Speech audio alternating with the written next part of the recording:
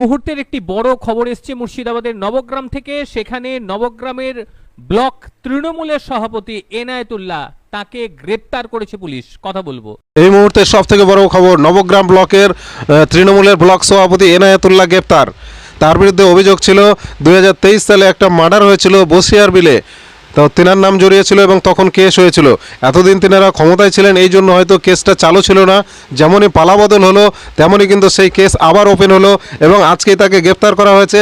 এখন তিনাকে নবগ্রাম থানাতে নিয়ে আসা হয়েছে এবং কিছুক্ষণের মধ্যেই আদালতে পেশ করা হবে।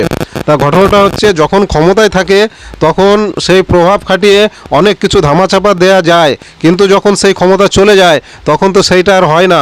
তার জন্যে যেই ক্ষমতা উল্টে গেল, তিনাকে আবার গ্রেপ্তার করা হয়েছে আজকেই। তো তিনার বিরুদ্ধে কিন্তু অনেক অভিযোগ ছিল, তিনি ভোটারদের প্রভাবিত করতেন এবং ভোটদানে বাধা দিতেন, এই সমস্ত অনেক ঘটনা আছে।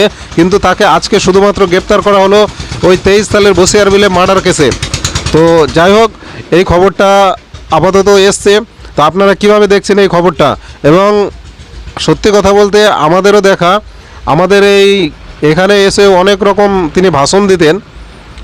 তো তখন হয়তো ক্ষমতায় ছিল, কেউ কিছু বলতে পারতো না, কিন্তু সেই ভাষণগুলো মানুষের মনঃপ্রত হতো না। কিন্তু আজকে তাকে গ্রেপ্তার করা হয়েছে। তাই নবগ্রাম ব্লকের সমস্ত মানুষগণ কিভাবে দেখছেন এই ব্যাপারটা অবশ্যই কমেন্টে জানাবেন। এনায়েতুল্লাহ গ্রেপ্তার এই মুহূর্তে সব থেকে বড় খবর নবগ্রাম ব্লকের।